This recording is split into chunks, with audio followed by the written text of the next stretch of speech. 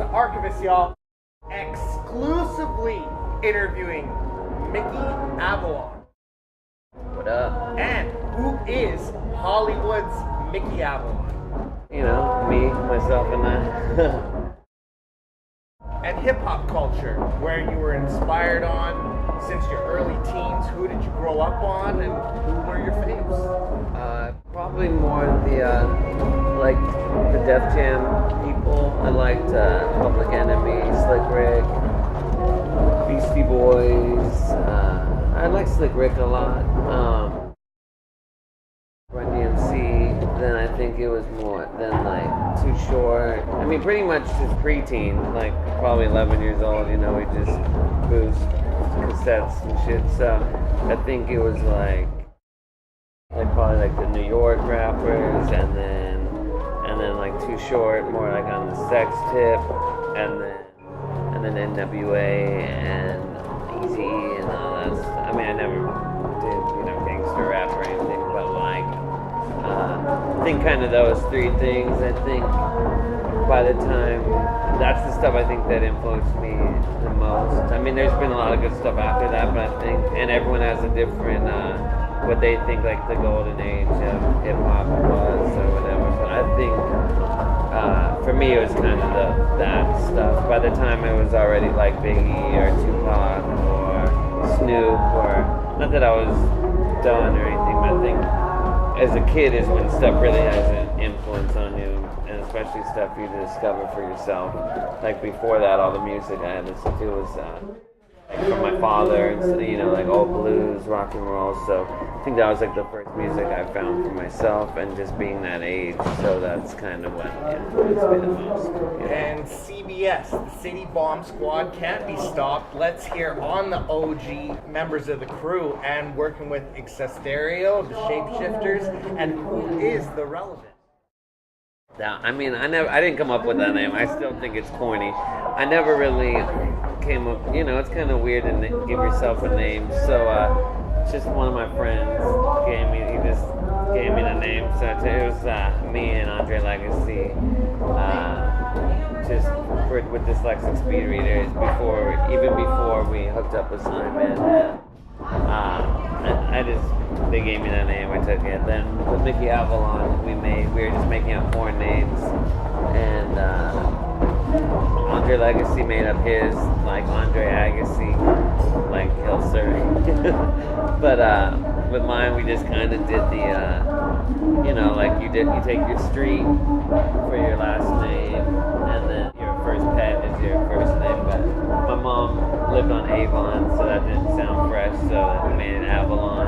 And then Mickey I never had a pet, so Legacies, he gives everyone their nicknames, so he's just good like that. And the CBS crew? Just something I've been in since I was a kid, when Skate was still alive. He kind of just took us all under his wing and just kind of, I guess, more like a father figure. Just good, you forget how little you are when you're that, 13 years old, 14 years old. It's good if you got someone to kind of show you the ropes. And the start on the rise in Santa Cruz nightlife, handing out demos. What was the most difficult on the rise to stardom, and the challenges that you faced? Oh yeah, no. What we used to do actually was, and I didn't know that it got to Santa Cruz. That's cool. But we just, timing was a lot of things because you could make a song, burn it on CD, and have people listening to it that night. So at first, me and Dirt Nasty, we would make songs, and then he'd pass them out at the clubs, and then I worked at this pizza joint, and we would wrap them in like transvestite ads, and just hand them out to people. So that's kind of what we did. Like, we never sold anything out that's drunk or anything, but we give them away, And then there wasn't like a master plan. It just kind of, but I'm glad we handed them out, because then when I played my first show, people already knew the words and stuff. So yeah. And the rise and challenge to stardom that you faced starting out? Life is a challenge. I never had. There's like everyone talks about how scandalous the music industry is, but I think all industries are probably scandalous. You know, you just learn as you go along. I mean, there's never nothing that I look back and said I wish I would have done it like this. You know, I mean, I've tried to jump through the hoops before, and it just never really works out. I just have to, when I'm not myself, it never really works out. You know. And the group Dyslexic Speed Readers projects Catching Up to Wilt and Shoot to Kill mixtape, your best times all together as a triple threat. Can you feel it? I mean, we try. I'd be down to work together again. We just drama. I talk to Andre Legacy still. And I think 2 out of 3 of us would be into working together. I think it was fun when it was all 3 of us. You know what I mean? I think people dug it. And your first debut album, elaborate on it. You've made some excellent hits. What did it do for you back then?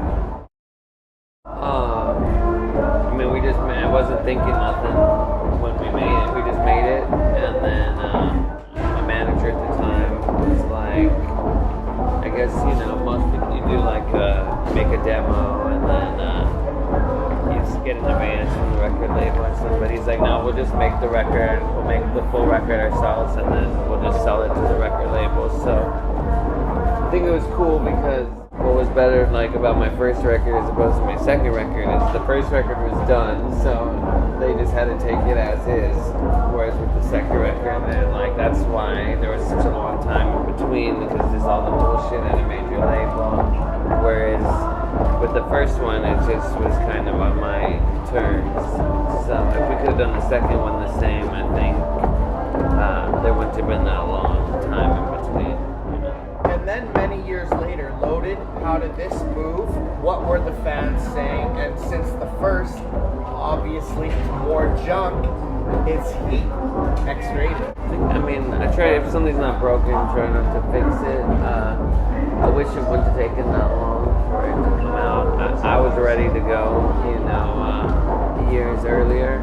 So, I mean, I try to just keep kind of doing the same thing. I think my fans like a certain sound, and I don't really want to change that. So I don't know. I mean, I don't know. They're different. I probably like the first one better than the second, but that's just me. And I don't really listen to either one. But right now I got a new EP out, and then working on the new record. We've been on tour, so I haven't had that much time to work on it. But me and Cisco Adler have worked on a few of the new songs for the next record, and I think not like going in a new direction or anything, but it's stuff I'm real proud of, so I'm happy about that. And a few other things from Boost Mobile with Jeezy and JD, favorite time with female fan, best times in Vegas, anything to share? I had a funny story that happened recently, and I wanted to tell it. I was even thinking, now I got a good story to tell. I've never pissed the bed or anything, and we still don't know if this happened, but I think I might have peed in my suitcase thinking that it was the toilet. That's it. And others, the rockumentary, Stanley Cup playoffs, we know you love hockey, you checked out the Canucks, and food fight in the Netherlands. Yeah, that's, okay, I'll tell you what happened with that, because everyone only sees it from one side, really. This is what happened. I was opening up for the Chili Peppers, and their tour manager was like, you're probably going to get booed, everyone gets booed, but the main thing is that you just play through it, and so I was like, okay. So I played the first song, no one booed me, and then my stupid ass goes, oh, they said you're going to boo, and before I was even done with the sentence, like, sandwiches and everything were just coming, like, and no matter what, they still couldn't hit me and stuff, but like, it's just, you know, if I wouldn't have said anything, it would have never happened, and then, so now everyone's like, oh, you got booed, and it's like, it wasn't like that at all. And then, I was even walking around, I was in Holland, and I was walking around town the next day, and everyone, like, there was like 60,000 people there, so you're gonna see a lot of people that were there when you go out of town, and everyone was like, we totally dug it and stuff, so I I just made the mistake of opening my mouth and saying that. And I get even the EP, How's It Gone, and featuring the legendary Paul Oakenfold. I mean, it just came out, and I don't really look at numbers or anything, but I just like, because I had such a long time before my first and second record, I'm just always happy to get shit out. And then, I've been playing the song. I play the stuff live, but it's just good to get shit out there. Like iTunes banned the cover, so we had to do a different cover, but on the hard copy, the physical one, it has the original cover, but iTunes wouldn't let us use that, so there's a different one. And there's nowhere to really order it online. You can just get it. You can get iTunes, but the real one, the hard copy, you can just get at shows.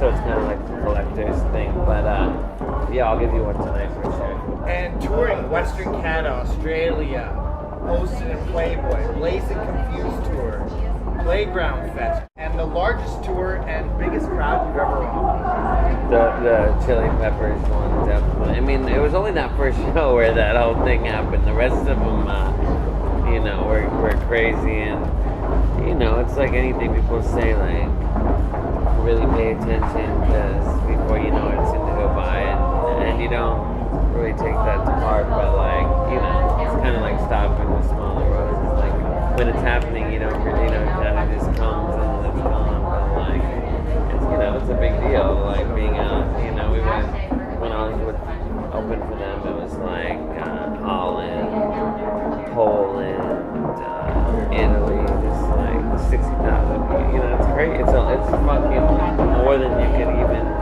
like, there'll be this, little town some little farm town where nobody lives except farmers, and just everyone comes in.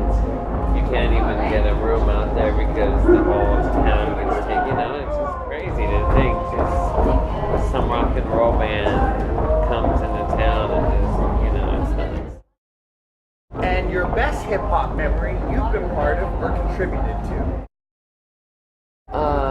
Probably when I was a kid, I went to see, a young kid. I don't think I contribute to it, I was just part of it. Went to see, it was at a place called the Celebrity Theater. It's not even around anymore. The stage went around like that.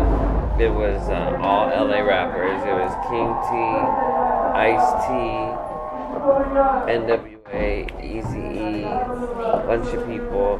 The headliner was supposed to be Ice-T, but they knew that when NWA and Eazy came out, they knew there was going to be a riot, and that they never would have gotten him. So even though he was the headliner, he actually went on before them. So King T played, Ice-T played, there's like all these Hoover Gangster Crips, Marvin Gangster Crips, getting crazy. Then NWA comes out without Eazy, they just start playing a few songs.